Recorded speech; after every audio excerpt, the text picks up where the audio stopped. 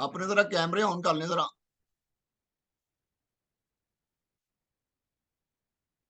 Hallelujah. यहां लिखा है कि उसने अपने शागिर्दों को पास बुलाकर पहले यीशु ने उनको अपने पीछे बुलाया। नंबर वन, पहले यीशु ने उनको अपने बुलाया, अब उनको अपने पास बुलाया है। हालेलुया। और जब पास बुलाया है तो बड़ी जबरदस्त बात यहां पर हमें मिलेगी कि कुछ अर्सा पहले उसने उनको अपना शागिर्द होने के लिए बुलाया था और वादा किया था कि मैं तुम्हें आदमगीर बना। यीशु ने जब शागिर्दों को बुलाया तो वादा किया था, और वादा क्या किया था कि मैं तुम्हें आदमगीर बनाऊंगा। वादा पूरा कर रहा है। अब यीशु वादा क्या कर रहा है? पूरा कर रहा है। तो इस बात को जरा नोट करें। मसीह अजाज और फजाइल दर्जा मिलते हैं। हम ना बाज़-औक़ात शॉर्टकट करते हैं और शॉर्टकट करके हम जल्द ऊपर आना चाहते हैं। लेकिन इस बाब 10 के अंदर हमें इस बात का जिक्र मिलेगा कि मसीह खिदमत के अंदर जब आप आते हैं तो आपको जो बरकतें मिलती हैं, आपको जो एहसास मिलते हैं, आपको जो फजाइल मिलते हैं, खूबियां मिलती हैं, वो दर्जा बाद दर्जा मिलती हैं, एकदम नहीं मिल जाती। इस बात को जरा गौर से सुनिएगा। अब पाक कलाम के अंदर लिखा है, सुनिए इस बात को, कि यीशु ने उनको अपने पास बुलाया है। और जब पास बुलाया है तो पाक कलाम हमें बताता है कि खिदमत एक भारी अमानत है। जरा लिख लें, यह भारी अमानत और बहुत बड़ी जिम्मेदारी है। बहुत बड़ी जिम्मेदारी है। और बेहतर है कि ये जिम्मेदारी किसी के अपने शागिर्दों को आजमाया, और आजमाए जाने के बाद अब उसने उनको मुकर्रर किया है और इख्तियार दिया है। अब पाक कलाम हमें बताता है कि वो तैयारी, उनकी तैयारी की हालत के बारे में पाक कलाम हमें बताता है। उन्होंने तैयारी क्या, कहां से की? इस अरसे के दौरान वो अपनी अजीम काम के लिए, खिदमत करना अजीम काम है, उत्तम काम है, अफजल काम है। इसकी तो इसकी तैयारी यस्सु ने उनको अपने साथ रखकर तैयारी करो। यस्सु ने उनको अपने साथ, शागिर्दों को साथ रखा। इस बात को जरा नोट करें। खिदमत के काम के लिए बेहतरीन तैयारी यस्सु मसीह के साथ रहने से है। हालेलुया। काम के लिए, फिर नोट कर लें, खिदमत के काम के लिए बेहतरीन तैयारी यस्सु मसीह के साथ रहने से है। नंबर वन, इसके साथ रफाकत रखने से, शागिर्दों की यस्सु के साथ इसके साथ रफाकत रखने से। और नंबर टू, यस्सु से वाकिफ होने से होती है। और यस्सु से वाकिफ होने से होती है। अगर आप यस्सु की रफाकत में नहीं रह रहे, और आप यस्सु की वाकफियत ही हासिल नहीं कर रहे, उससे वाकिफ ही नहीं हो रहे, तो फिर मेरी बात को जरा गौर से सुन लें। आपकी तैयारी गलत जा रही है। खिदमत के लिए तैयारी, जो सबसे बेहतरीन तैयारी है, वो यस्सु के साथ रहने से होती है। और इस बात को जरा नोट कर लें। अब पाक कलाम के अंदर हमें इस बात का जिक्र मिलता है कि यस्सु मसीह ने इनको तालीम दी। यस्सु मसीह ने अपने शागिर्दों को तालीम दी। यस्सु मसीह ने इनको सिखा। हमें पाक कलाम के अंदर इस बात का जिक्र, उसने इनके दिल और दिमाग को खोला। जब आपकी अटैचमेंट, जब आपकी रफाकत यस्सु के साथ होती है, तो फिर आपका दिल और दिमाग रूल कुदस खोलता है। आपका दिलो दिमाग यीशु मसीह खोलता है। इस बात को जरा नोट करें, इनके दिलो दिमाग को खोला, और उसके बाद जो दूसरा बड़ा काम किया कि इनको आसमान की बादशाही के भेदों की समझ दी गई। इनको आसमान के बादशाही के भेदों की समझ दी गई। आसमान की बादशाही के भेद उनको जानना ये बहुत जरूरी है। और उनको और यीशु मसीह ने क्या किया कि आसमान की बादशाही के भेदों की इनको समझ दी गई, इसलिए इन पर भेद खोल दिए गए, इन पर मकाशफात खोल दिए गए। और मैं आपको बताना ये चाहता हूं कि यीशु मसीह ने जब इनको चुना है और चुनने के बाद जब मुकर्रर किया है, तो ये उस अरसे में यीशु के साथ रहे हैं। 10वें बाब के अंदर पहले दूसरे चैप्टर में हमें इस बात का जिक्र मिलता है, उनको चुना जाता है। और 10वें बाब के अंदर हमें इस बात का जिक्र मिल रहा है कि अब उनको मुकर्रर किया जा रहा है। यानी हमें कुछ अरसे के लिए यीशु की रफाकत में और यीशु से वाकफ होने के लिए उसके साथ रहना जरूरी है। अब अगली अगली बात यीशु मसीह ने अपने शागिर्दों को भेजने से पहले उन्हें तालीम दी है। उन्हें क्या दी है? तालीम दी है। हम भी अगर खिदमत में जाएं या हमें भेजा जाए तो हम भी तालीम पाकर खिदमत के अंदर जाएं, खिदमत के मैदान के अंदर जाएं। पाक कलाम को इस बात को बड़े गौर से सुन लें। और फिर सुनिए इस बात को, इन्हें जिम्मेदारी क्या दी गई? इनको जिम्मेदारी क्या दी गई? अब जिम्मेदारी सुनिए इस बात को, जिम्मेदारी क्या दी गई? जिम्मेदारी आयत नंबर 1 सुनिए। पहले उनको पीछे बुलाया है, पीछे बुलाने के बाद उनको पास बुलाया है ताकि वाकफियत गहरी हो जाए, ताकि वाकफियत क्या हो जाए? गहरी हो जाए। और शरीयत के मुताबिक कानों से कहा गया था कि खुदा के पास आए। जो शरीयत के मुताबिक काहिन थे ना, उनको भी कहा गया था कि वो खुदा के पास आए। और जो फजल के मुताबिक काहिन हैं, उनको भी कहा जा रहा है कि वो यस्सु के पास आए, क्योंकि यस्सु भी खुदा है। हालेलुया। जो शरीयत के मुताबिक काहिन थे पुराने अहदनामे में, उनसे भी कहा गया था कि वो खुदा के पास आए, उसके करीब आए। जब उसके करीब आएंगे तो फिर पाक कलाम हमें बता, दूसरे लोगों से ज्यादा करीब आए। जो खादम बनना है, जो काहिन बनना चाहता है, वो दूसरे आदमियों की निस्बत खुदा के ज्यादा करीब आए। पुराने हैदना कि जो काहिन बनना चाहता है, जो खादम बनना चाहता है पुराने हैदना में, वो खुदा के पास आए, उसके करीब आए, और वो दूसरे लोगों से ज्यादा करीब आए। तो अब अंजील के जो अंजील के खादम हैं, उनको भी बुलाया गया है।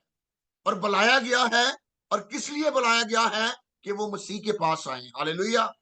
वो मसीह के पास आए। इस बात को जरा नोट कर लें।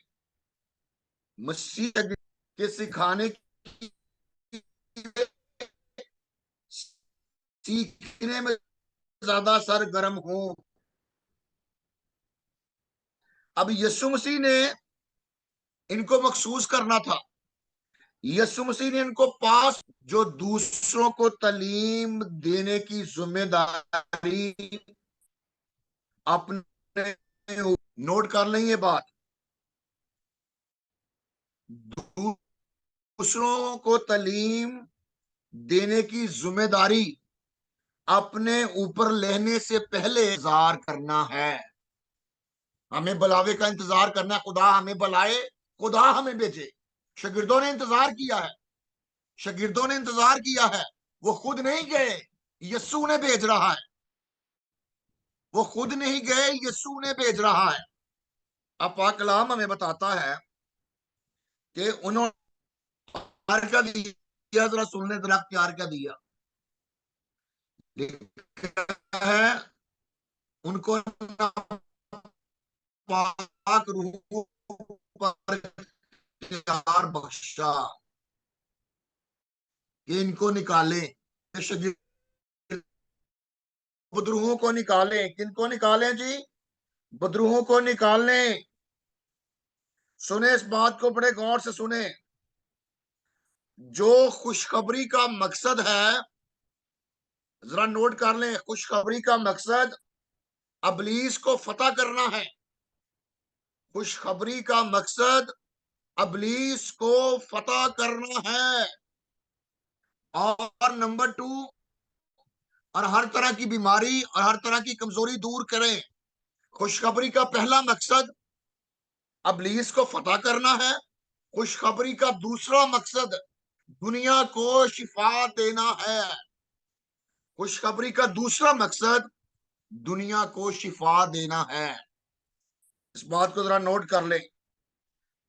अब पाक कलाम हमें बता रहा है कि उसने इख्तियार बख्शा, इख्तियार के शाह के नापाक रूहों पर इख्तियार बख्शा। और यहाँ बात को जरा नोट कर ले। जब हम किसी बदन से अबलीस को निकालते हैं ना, सुन ले जरा इस बात को, जब हम किसी बदन से अबलीस को निकालते हैं तो हम अबलीस के सारे कामों को और उसकी रूहानी बादशाहत को नेस्त करने करते हैं। जब हम किसी शख्स से, किसी बहन से, किसी भाई के बदन से बदरूहों को निकालते हैं ना, तो हम क्या करते हैं? हम अबलीस और उसकी सारी रूहानी बादशाहत को नेस्त करते हैं। यीशु मसीह इसलिए जाहिर हुआ था। यूहन्ना 3:8 के अंदर लिखा है कि खुदा का बेटा इसीलिए जाहिर हुआ कि वो इब्लीस के कामों को मिटाए। हमने इब्लीस के कामों को मिटाना है, उन्हें नेस्त करना है। अगली बात, हर तरह की बीमारी, हर तरह की बीमारी, हर तरह की कमजोरी। नंबर 1, हमने सीखा कि इब्लीस, खुशखबरी का मकसद इब्लीस को फतह करना है। खुशखबरी का मकसद दुनिया को शिफा देना है। और तीसरा मकसद खुशखबरी का दुनिया को निजात देना है। दुनिया को निजात देना, इस बात को नोट कर लें, नोट कर लें इस बात को। और अब पाक कलाम क्या बताता है, सुनिए, सुनिए, इस बात को बड़े गौर से सुन लें। अंजील के फजल में जरा फिक्रा नोट कर लें। अंजील के फजल में हर जख्म और फोड़े का मरहम और हक की दुआ मौजूद है। अंजील में हर जख्म, फोड़े का मरहम और हर मर्ज की दुआ मौजूद है। जितनी मर्जी कोई भयानक रूहानी बीमारी भी हो, उसका इलाज भी मौजूद है, उसका भी इलाज मौजूद है। मसीह की कुदरत इससे शिफा देने को हर लिहाज से काफी है। वो रूहानी बीमारी हो, वो जिस्मानी बीमारी हो, मसीह की कुदरत उससे शिफा देने को हमारे लिए काफी है। अब कोई ना कहे, पुराने यादनामे के अंदर लिखा हुआ है कि जो मेरा जख्म है समुद्र से चौड़ा है और शिफा नहीं पा सकता। पुराने यादनामे के अंदर हमें यह आयत मिलती है कि मेरा जख्म समुद्र से चौड़ा है, समुद्र से बड़ा है और मैं शिफा नहीं पा सकता। लेकिन नया यादनामा कहता है कि यीशु के अंदर ये कुदरत पाई जाती है। चाहे आपका जो जख्म है वो दुनिया के सारे समुद्रों से भी ज्यादा चौड़ा हो, यीशु उसको भी शिफा देने की कुदरत रखता है। हालेलुया। यीशु उससे भी शिफा देने की कुदरत रखता है। आपका जख्म दुनिया के सारे समुद्रों से ज्यादा चौड़ा भी हो, यीशु उससे भी शिफा देने की कुदरत रखता है। और अब इस बात को जरा नोट कर ले, ये बदरूहों को निकालना, ये बीमारियों से शिफा देना और कमजोरियों को दूर करना, इसके लिए ताकत कहां से आती है? इसके लिए ताकत, जोर कहां से आता है? सुने इस बात को, बड़ी अहम बात है, लिख लें। ये सारे काम करने के लिए, बुद्रुहों को निकालना, बीमारियों और कमजोरियों को दूर करना और रूहानी बीमारियों का इलाज करना, ये तमाम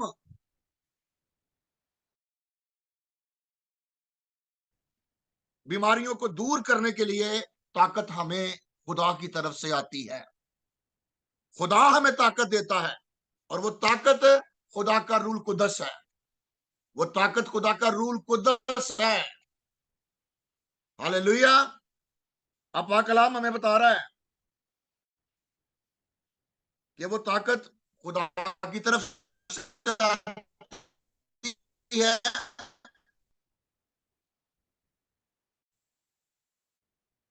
किसी इंसान की तरफ से नहीं, बल्कि वो ताकत खुदा की है। हालेलुया। अब आगे इनके नाम आते हैं। आयत नंबर के नाम आते हैं। बस मैं दो बातें यहां पर करना चाहता हूं इन शागिर्दों के बारे में। ये 12 शागिर्द हैं। जरा नोट करें, एक इस बात को नोट कर, ये इसराइल के दौलतमंदों में से नहीं है, ये इसराइल के अशरफिया में से नहीं है।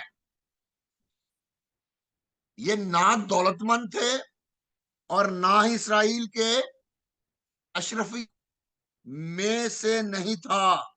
12 में से कोई भी इसराइल के अशरफिया में से नहीं था, नहीं था। जरा नोट कर लें, जो इसराइल के टॉप क्लास के जो थे ना लोग, ये उनमें से नहीं थे, ये आम लोग थे। और दूसरी बात, बड़ी अहम बात, 12 शागिर्दों में से 11 शागिर्द गलीली थे। नोट करें ये बात, 12 शागिर्दों में से 12 शागिर्दों में से 11 शागिर्द गलीली थे, गलील के रहने वाले थे, गलील के रहने वाले थे। और जो यहूदा इस्करियोती था, जो 12वां नाम है यहूदा इस्करियोती का, वो यहूदिया से था, वो यहूदिया से था, वो यहूदिया से था। नोट कर लें जरा, 11 शागिर्द गलीली और यहूदा इस्करियोती जो अकेला है, एक शागिर्द यहूदिया में से था। आप आगे चले जरा, ये नोट कर लिया आपने? आपने जरा मुझे हाथ दिखा सकते हैं? अपने कैमरे ऑन कर लें जरा, मेहरबानी होगी आप सब, अपने कैमरे ऑन कर लें। अपने हाथ मुझे आप दिखा सकते हैं। अब आगे चलते हैं, अब आगे चलते हैं। बड़ी अहम बातें हैं ये, बड़ी। आप सब शागिर्द हैं और ये शागिर्दों पर, ये 10वां जो चैप्टर है शागिर्दों पर ही है, शागिर्दों पर ही है, स्टूडेंट्स पर ही है, तालिब इल्मों पर ही है। अब पाक कलाम के अंदर लिखा है कि यीशु ने इनको मिशन दिया है। 10वें बाब की 5वीं आयत के अंदर आप चले जाएं। इन 12 को यीशु ने भेजा और उनको हुक्म देकर कहा, गैर कौमों की तरफ ना जाना और सामरियों के किसी शहर में दाखिल ना होना, बल्कि इसराइल के घराने की खोई हुई भेड़ों के पास जाना। अब पाक कलाम हमें क्या बता रहा है, जरा सुन ले इस बात को। पाक कलाम हमें बता रहा है कि सबसे पहले कहां कहां पर भेजा? इसराइल की खोई, उन्होंने कहा खुदा, यीशु कह रहा गैर कौमों के पास नहीं जाना। यीशु कह रहा गैर कौमों के पास नहीं जाना। फिर उसने कहा सामरियों के किसी शहर में दाखिल ना होना, सामरिया के किसी शहर में दाखिल ना होना। नंबर 1 उसने कहा कि ना गैर कौमों के पास। नंबर 2 ना सामरियों के पास। जहां तक सामरियों का ताल्लुक है ना, ये यहूदिया और गलील के दरमियान सामरिया आता है। यहूदिया और गलील के दरमियान लेकिन यीशु का कह रहा है कि सामरियों के किसी शहर में दाखिल ना होना। उसकी वजह क्या है कि सबसे पहले इसराइल पर तवज्जो दी जाएगी। जो इसराइल की खोई हुई भेड़े हैं उन पर तवज्जो दी जाएगी। सुन ले जरा, इमाल 3 बाब और उसकी 26वीं आयत के अंदर लिखा है कि निजात की पहली पेशकश यहूदियों को दी जाएगी। यहूदियों को की जाएगी। जरा नोट कर ले, इमाल 3 बाब उसकी 26वीं आयत। यानी मसीह को इसराइल के घराने की खास और दर्दमंदाना फिक्र थी। यीशु को इसराइल की खास फिक्र थी और वो इन खोई हुई भेड़ों को तरस के साथ देखता था।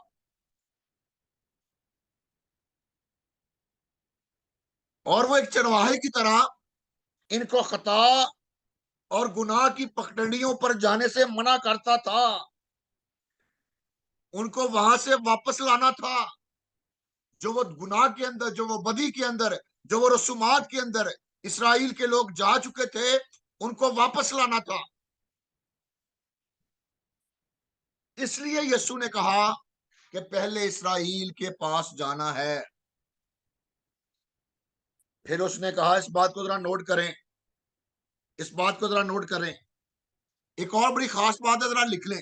सलीब से पहले इसराइल पर तवज्जो दी जाएगी। सलीब से पहले इसराइल पर तवज्जो दी जाएगी। और फिर सलीब के बाद, नोट करें, सलीब के बाद और जी उठने के बाद, और जी उठने के बाद और आसमान पर उठाए जाने के बाद, और आसमान पर उठाए जाने के बाद यीशु मसीह ने हुक्म दिया। और हुक्म क्या दिया? मरकस 15 बाब, मरकस 16 बाब और उसकी 15वीं आयत निकालें जरा। जरा निकालने में आपकी मेहरबानी होगी। जरा बातें हैं जी, सिर्फ यीशु मसीह ने कहा कि मैं इसराइल की खोई हुई भेड़ों के पास ही भेजा गया हूं। वहां पर लिखा हुआ है, सुने जरा। हाँ जी सर, मैं पढ़ूं? उसकी आयत, मरकस 16 बाब उसकी 15 आयत। यहाँ पर लिखा हाँ है, जी, मैं पढ़ूं सर जी? और उसने उनसे कहा कि तुम तमाम तमाम दुनिया में जाकर सारी खलक के सामने अंजील की मुनादी करो। अब यीशु मसीह जी उठने के बाद अपने शागिर्दों पर ज़ाहिर होता है। और जब ज़ाहिर होता है तो उसने कहा, मरने से पहले यीशु ने कहा, सलीब से पहले यीशु ने कहा कि तुमने है इसराइल की खोई हुई भेड़ों के पास रहना है। लेकिन जब वो मुर्दों में से जी उठा और जी उठने के बाद आसमान पर जाने से पहले उसने कहा कि तुमने तमाम खलक का, तमाम दुनिया में जाकर सारी खलक के सामने अंजील की मुनादी करनी है। हालेलुया। सारी खलक, तमाम दुनिया के अंदर जाकर, जरा हवाला नोट कर लें। ये हम पर त्रास किया जाता है। गैर कौम वाले हम पर त्रास करते हैं जी, यीशु ने कहा मैं इसराइल की खोई हुई भेड़ों के पास भेजा गया हूं। उन्हें ये भी बताएं कि पहले इसराइल को दुरुस्त करना है, उसके बाद सारी दुनिया को दुरुस्त करना है, उन्हें ये हवाला बताएं कि यीशु ने अपने जी उठने के बाद अपने शागिर्दों से कहा, और शागिर्दों से क्या कहा कि तुमने तमाम दुनिया में जाकर सारी खलक के सामने अंजील की मुनादी करनी है, अंजील की मुनादी करनी है। सुनने इस बात को, बड़ी जबरदस्त बात है, तमाम दुनिया में जाकर। और आप जब इमाल की किताब पढ़ते हैं, इमाल की किताब के अंदर लिखा है कि वो कहां पर, वो यरूशलेम के अंदर ठहरते हैं, रूल कुदस उन पर नाजल होता है, और जब रूल कुदस उन पर नाजल होता है वो कुव्वत पाते हैं यरूशलेम के, यहूदिया के अंदर, सामरिया के अंदर, और फिर मुकद्दस पौलुस रसूल और दूसरे शागिर्द सारी दुनिया के अंदर जाकर अंजील की मुनादी करते हैं। हालेलुया। यीशु दर्जा ब दर्जा, अगर अपने अपने अपने शागिर्दों को, अपने खादमों को दर्जा ब दर्जा नेमतें भी देता है, और दर्जा ब दर्जा उनकी, पहले इसराइल, उसके बाद फिर यहूदिया, फिर सामरिया, और फिर दुनिया की इंतहा तक आपने इंजील की मुनादी करनी है।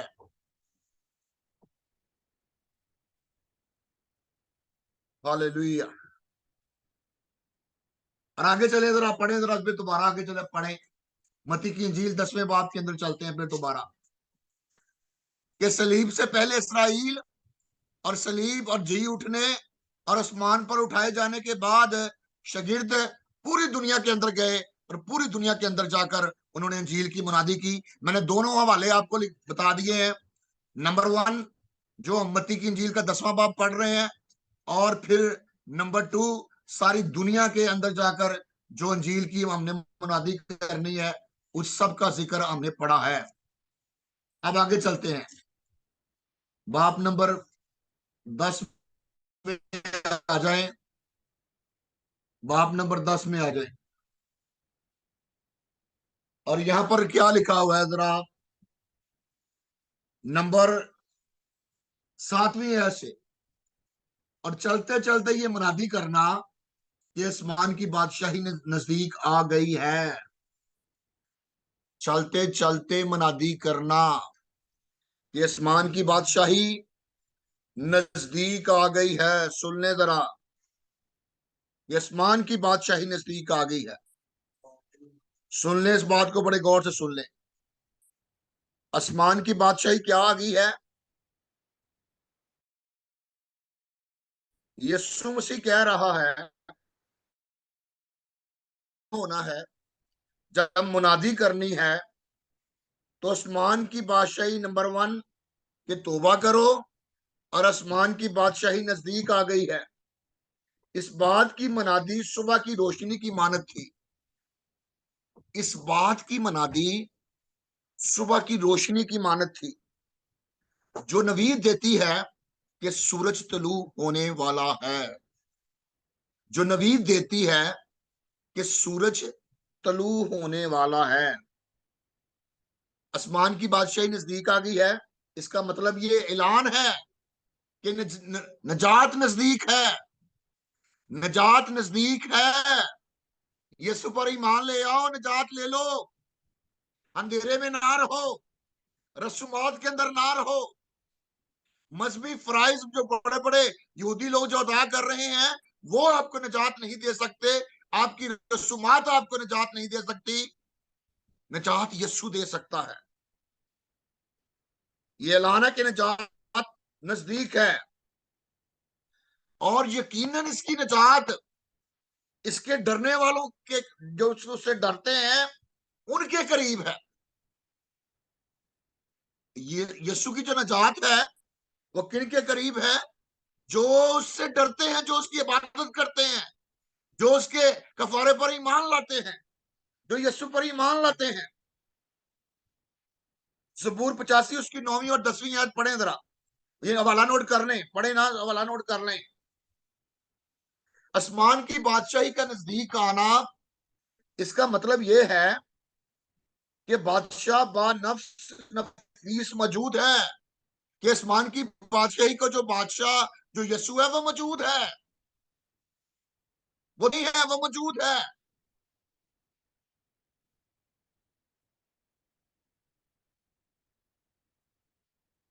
सुन ले जरा इस बात को।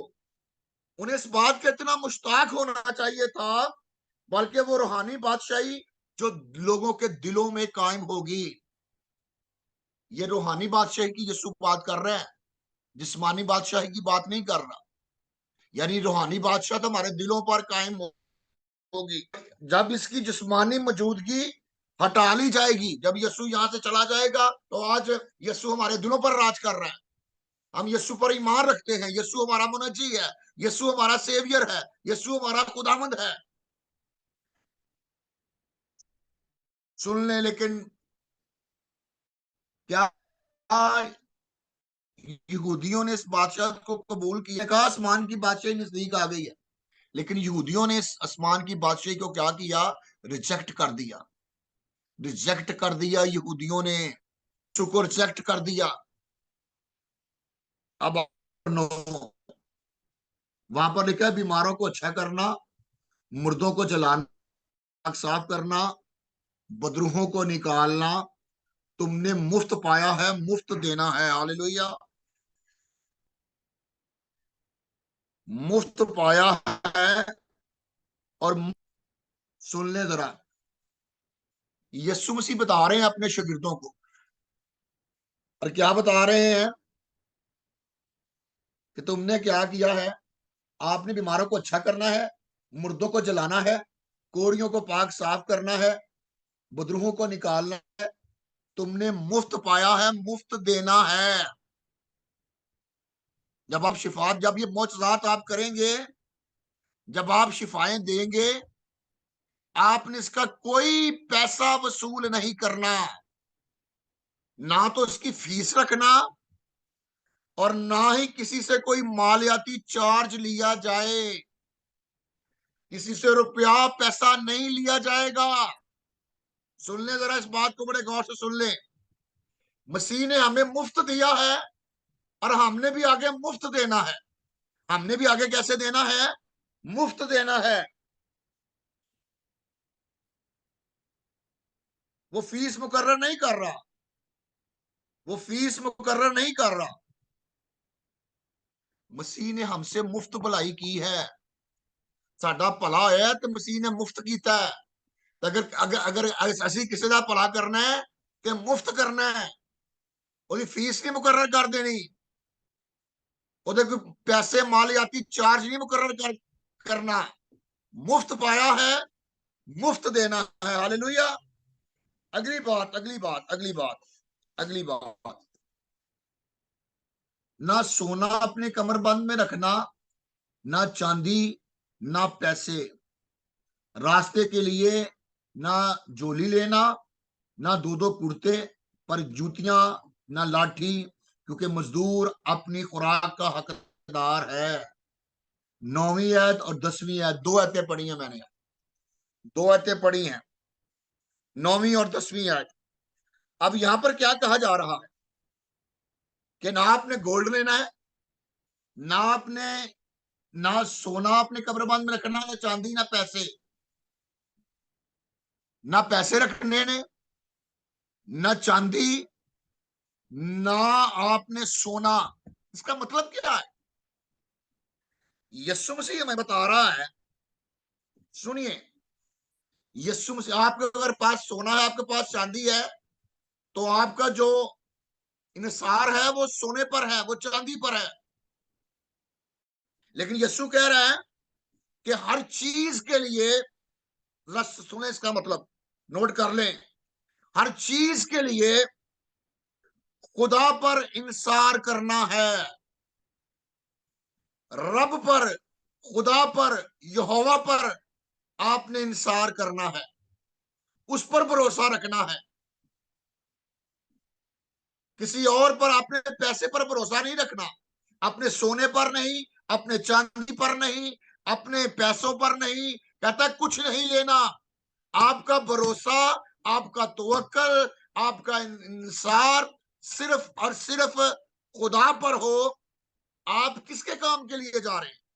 आप खुदा के काम के लिए जा रहे हैं, आप आसमान की बादशाही के लिए जा रहे हैं, तो आपका भरोसा भी उसी खुदा पर होना चाहिए।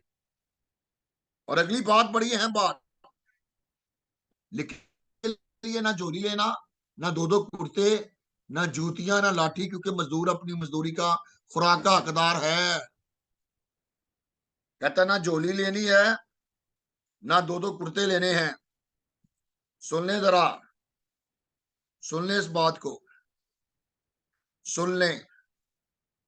यीशु मसीह कह रहा है, यीशु मसीह ने इससे दो आयतों के अंदर हमें बताया है, ना सोने पर भरोसा, ना चांदी पर भरोसा, ना पैसे पर भरोसा करना है, हमने खुदा पर भरोसा करना है। हमने ये फिक्र नहीं करना, अपनी जान की फिक्र ना करें कि हम क्या खाएंगे। सुनिए का हवाला नोट करें, इमसाल 30 बाब उसकी 8 है। इमसाल 30 बाब उसके 8 है के अंदर लिखा है, सुनिए जरा। जो मसीह के मजदूर हैं, जो मसीह के खादम हैं, उनको अफरात से रोटी मिलती है, उनको ये रोटी मिलती है। एक बड़ी खास बात है, जरा सुन लें। जब हम खुदा के और अपने काम के साथ, नोट करें ये बात, सुने जरा इस बात, जब हम खुदा के और अपने काम के साथ वफादार और दयानतदार हैं, फिर बता रहा हूं, जब हम खुदा के और अपने काम के साथ वफादार और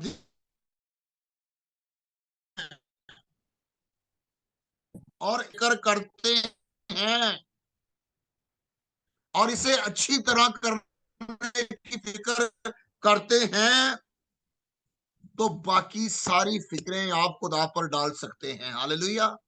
तो बाकी सारी फिक्रें आप खुदा पर डाल सकते हैं। फिर मैं रिपीट कर रहा हूं, बड़ी अहम बात है।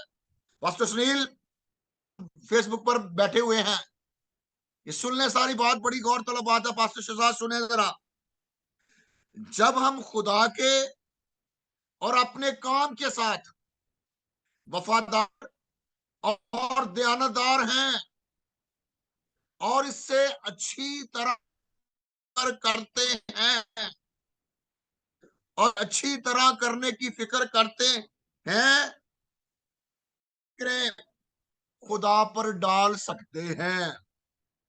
बाकी सारी फिक्रें खुदा पर डाल सकते हैं। वो हमें रोटी देगा, वो हमें कपड़ा देगा, वो मेरे मेरे और आपके बच्चों को अच्छा फ्यूचर, अच्छा मुस्तकबिल देगा, इसलिए कि हम अपने काम के साथ वफादार हैं, हम अपने काम के साथ दयानतदार हैं। खादमों, अपने काम के साथ दयानतदार हो जाओ। जितने सुन रहे हैं, खुदा और अपने काम के साथ वफादार और दयानतदार हो जाएं। जब आप वफादार और दयानतदार हो जाएंगे और इस काम को अच्छी तरह करेंगे, तो खुदा आपके घरानों को बरकतों से मामूर कर देगा, रहमतों से मामूर कर देगा, नेहमतों से भर देगा। आपके पास रखने की जगह नहीं होगी। खुदा देता देता देता चला जाएगा, इसलिए कि आप अपने काम के साथ और खुदा के साथ वफादार दयानतदार हैं। Hallelujah, hallelujah. एलिया अपने काम के साथ वफादार था। एलिया को कौओं ने खाना खिलाया, खिलाया कि नहीं खिलाया? कहां कहां से खाना पहुंचा उसके लिए। हालेलुया। अगर पुराने ऐहदनामे के खादमों को खाना मिल सकता है, कपड़ा मिल सकता है, तो फिर नए अहद के खादमों को जो यीशु के लहू से धुले हुए हैं, उनको भी सारी चीजें मिल सकती हैं। आए खुदा मुझे और आपको तौफीक दे कि हम खुदा और अपने काम के साथ वफादार, दयानतदार और उसे अच्छी तरह करने के लिए तैयार हो जाएं। अगली बात चलते हैं जी, अगली बात की तरफ चलते हैं। लिखा है कि जो मजदूर है अपनी मजदूरी का हकदार है। मजदूर अपनी मजदूरी का रास्ते के लिए ना डोरी, ना दो दो कुर्ते, ना लाठी, क्योंकि मजदूर अपनी खुराक का हकदार है। मजदूर अपनी खुराक का हकदार है। अगर आप मेहनत करेंगे ना, अच्छा सुन लें जरा, नोट कर लें, एक बात फिर नोट कर लें। मेहनत का फल बगैर मेहनत के वसूल करना जुर्म है। फिर मैं पढ़ने लगा हूं, फिर मैं इस बात को बयान करने लगा हूं। मेहनत का फल बगैर मेहनत के वसूल करना जुर्म है। मेहनत का फल बगैर मेहनत के वसूल करना जुर्म है। जुर्म है। मेहनत का फल बगैर मेहनत के वसूल करना जुर्म है। नोट कर लेंगे।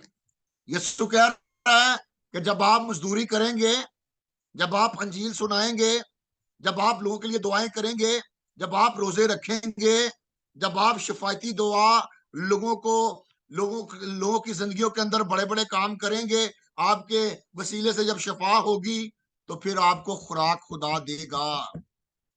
मजदूर अपनी मजदूरी का हकदार है।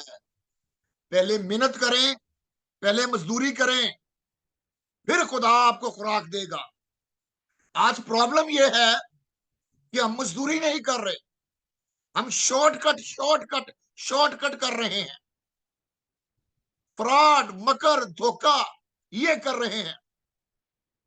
मजदूरी करें, मेहनत करें, अंजील सुनाएं, लोगों के लिए रोजे रखें, जो खोई हुई भेड़ें हैं उनको वापस लाएं।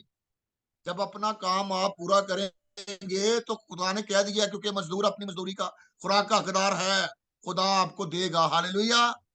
कौन आपको देगा? खुदा आपको देगा। डोंट वरी, इस बात पर परेशान ना हो। खुदा आपको देगा। आप अपना काम करें, खुदा आपको देगा। आगे चलेंगे राजी, आयत नंबर 11 पर चलें। और कहता है, जिस शहर या गांव में चलो दरियाफ्त करना कि उनमें, कि उसमें कौन लायक है। कौन लायक है? बड़ी अहम बात आ गई भाई। कहता है जिस शहर के अंदर और जिस गांव में दाखिल होना है, दरियाफ्त करना है कि मैं जिस घर के अंदर जा रहा हूं वो घराना ईमानदार है कि नहीं है। उसका वही ईमान है जो मेरा ईमान है। क्या वो मसीह पर क्या वो मसीह पर ईमान रखता है? क्या वो मसीह को खुदावंद मानता है? क्या वो मसीह को निजात दहिंदा मानता है? सुन ले जरा, उसके ईमान को चेक करें, उसके लायक हो। कहता है लायक हो, उसमें कौन लायक है। अगर कोई मसीह में है तो वो लायक है। मसीह के बगैर कोई लायक नहीं है। मसीह के बगैर लोग कोई लायक नहीं है। अगर आप इंजीनियर हैं, अगर आप बहुत बड़े पीएचडी डॉक्टर हैं, आप दुनिया की नजर में लायक हो सकते हैं, लेकिन अगर आपके पास मसीह नहीं है तो फिर आप लायक नहीं हैं। फिर आप लायक नहीं। सुन लें, ईमानदार होना, मसीह में होना लायक होना है। यीशु में होना लायक होना है। ईमानदार होना लायक होना है। ईमान पर कायम रहना, जान देने तक वफादार रहना लायक होना है। और जब उसके लिखा है उनमें कौन लायक है, और जब तक वहां से रवाना ना हो उसी के यहां रहना। सुन लें, अगली बात सुन लें, उसी के साथ रहना। जब तक तू शहर से, उस गांव से रवाना नहीं होता। अगर वो शख्स ईमानदार है, तूने इस बात को जांच लिया है, परख लिया है, दरियाफ्त कर लिया है कि ये ईमानदार है, और तूने उसके साथ काम करना है, तूने उसको साथ लेकर काम करना है। तूने जब तक वहां से रवाना नहीं होना वहीं पर रहना है। हालेलुया। उसके साथ काम करें, उसके साथ इंजील की मुनादी करें, क्योंकि आप भी ईमानदार हैं, वो भी ईमानदार है। आप भी यीशु पर ईमान रखते हैं, वो भी यीशु पर ईमान रखता है। आप भी मसीह के कफारे पर ईमान रखते हैं, वो भी मसीह के कफारे पर ईमान रखता है। जब आप दोनों मिलकर काम करेंगे तो खुदा फिर आपके वसीले से बड़े बड़े काम करेगा। ईमानदारों इकट्ठे हो जाओ, ईमानदारों मिलके काम करो, खादमों मिलके काम करो। दुनिया गुनाह के अंदर, बदी के अंदर तड़प रही है। आए उन रूहों को बचाएं और इकट्ठे होकर काम करें। अगली बात पे आ जाए, आयत नंबर 13 पर आ जाए। यहां पर लिखा है, अगर वो घर लायक हो तो तुम्हारा सलाम उसे पहुंचे, और अगर लायक ना हो तो तुम्हारा सलाम तुम पर फिर आए। सुन ले बस बात को, सुन ले इस बात को, कितनी जबरदस्त बात कह रहा है। सुन ले इस बात को। कहता कि आपने जिस घर के अंदर दाखिल होना ना, उस पर सलामती को भेजना। जो मसीह के मानने वाले हैं, जो मसीह खादम है, वो किसी घर पर लानत नहीं भेजते, सलामती भेजते हैं। आपने जिस लायक घर के अंदर दाखिल होना है, उसको उसके लिए क्या करनी है? दुआए खैर देनी है। दाखिल होते वक्त उस घर के लिए दुआए खैर करनी है। अगर वो घर लायक हो तो तुम्हारा सलाम उसे पहुंचेगा, अगर लायक ना हो तो तुम्हारा सलाम तुम पर फिर आएगा। सुन लें, उसे बरकत दो। आप जिस घर के अंदर दाखिल हो रहे हो, उसको बरकत दो। अगर वो वर्थी है, लायक है, उसको बरकत दो, उसको ब्लेस करो, उसके लिए दुआएं खैर करो, सलामती मांगो।